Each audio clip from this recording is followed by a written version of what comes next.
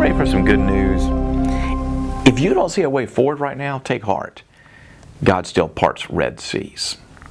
Here's today's text in Exodus chapter 14. And Moses said to the people, "Fear not, stand firm, and see the salvation of the Lord, which He will work for you today. For the Egyptians whom you see today, you shall never see again. The Lord will fight for you, and you have only to be silent." An evil Pharaoh finally had released the slaves that he and his forebears had oppressed for hundreds of years. The Hebrews filed out of Egypt in haste on Passover night, being adorned with gold and silver from their captors. But suddenly, the ex-slaves faced an unthinkable dilemma. Pharaoh had changed his mind. The tyrant began pursuing his former captives.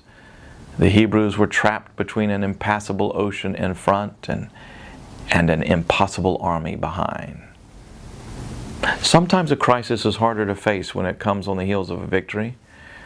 And just when you think you've arrived, suddenly you face an even greater dilemma. It's tough. The church I serve had a celebration recently.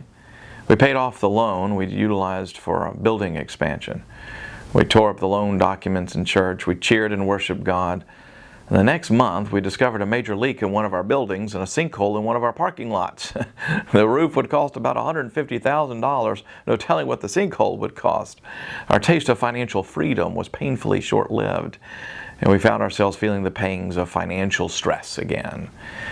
If you've ever experienced such a moment, you're not alone. It seems that all God's saints walked such a path of strange uncertainty.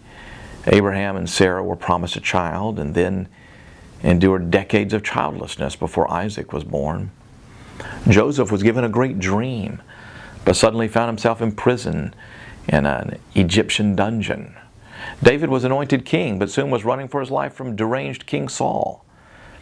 On that fateful day after the Passover, when the Hebrew people felt so trapped between a tyrant and a sea, no one could have imagined the manner of grace that would liberate them for good. The very obstacle, a great impassable sea, that appeared to be their demise would actually become the gift that would set them free.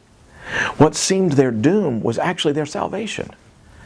1,500 years after the Red Sea, there came another moment of seemingly certain doom.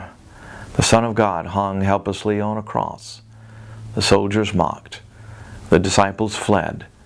When all seemed lost, the cross became death to the devil and life to us. He still parts Red Seas. And that's the gospel.